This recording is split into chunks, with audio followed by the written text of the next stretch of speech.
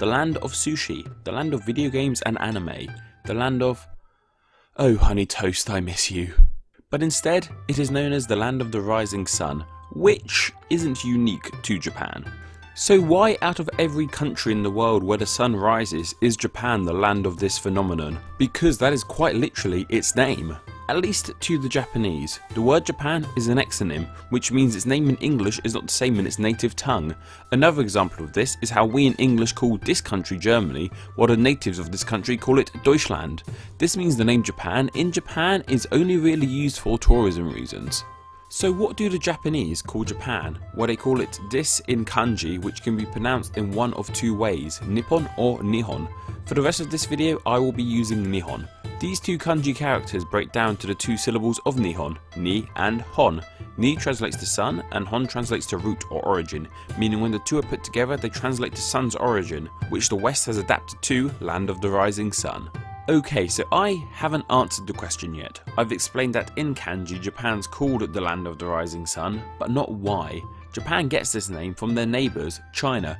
Ancient China for its time was a hugely advanced civilization, pioneering so much while Japan was in its infancy, meaning China and its culture had a huge influence on Japan. In fact, the earliest known mention of Japan in history is from the Book of Han, a book of Chinese history from 111 CE. In this book we find out the first ever recorded name of Japan, Wa. The origins of this name for Japan remain unclear, but ideas of its origins come from the Chinese character for the name that can imply a variety of things. An early Chinese dictionary defines the character as meaning submissive and obedient.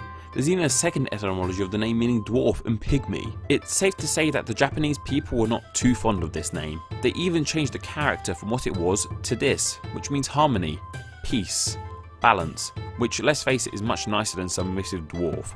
But hey, no offense if you like that.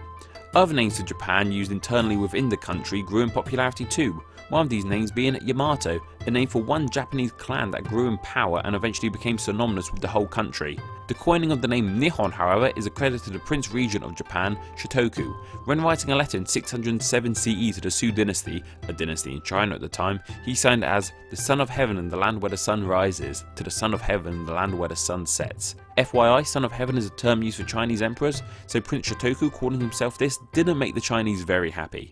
How the Japanese finally shook off Wa for Nihon, however, comes from two different stories. Story number one revolves around a Japanese envoy to China in the 7th century disliking the name of the country and changing it. Story number two states that Chinese Empress Wu in the 8th century ordered that the Japanese envoy change their name. Whatever way it got the name out of these two ideas, the reason why Japan is the land of the rising sun is certain. Japan, relative to China, is in the east. And what else happens in the east? The sun rises, making Japan, first to the Chinese and now for the rest of us, the land of the rising sun.